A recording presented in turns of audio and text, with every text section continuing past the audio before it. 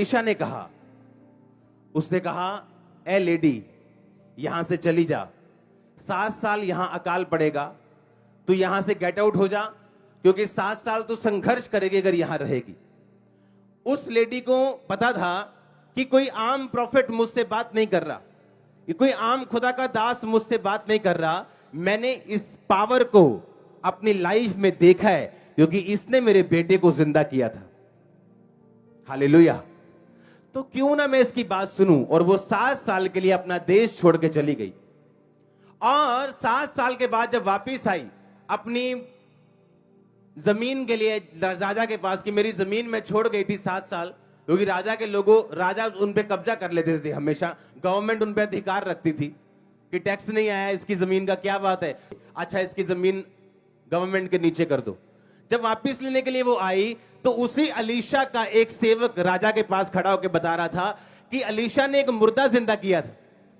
और वही औरत उसके सामने आ गई, और सेवक बोला, कहता वो देखो वही औरत है ये, जिसके बेबी को, जिसके बेटे को इस तेरे परमेश्वर के दास ने जिंदा कर दिया था। उसने कहा, हाँ भाई अपनी गवाही दे, क्या ये बात सही कह रहा है गेजी? कहती हाँ सही कह रहा है।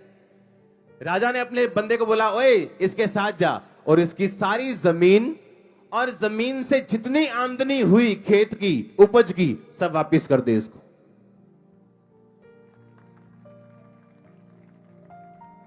अब 7 साल जिस जमीन के लिए उसने वाई नहीं की, बीज नहीं बोया, पानी नहीं दिया, काटा नहीं, मजदूर नहीं लगाए, उसकी आमदनी उसे घर बैठे मिल गई, क्योंकि एक सेवक की बात को सीरियसली लिया, खुदा के दास की बात को सीरियसली लिया, और बिना मेहनत के 7 साल की उसे उपज मिली।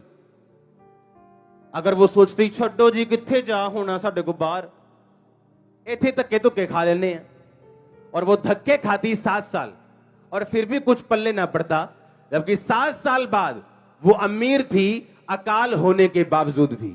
ये वैल्यू है खुदा के दासों की आपकी लाइफ में, क्योंकि परमेश्वर ने कहा, मैंने कुछ लोग ठहराए तुम्हारे लिए,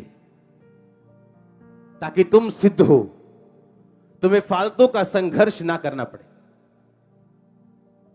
हालेलुया।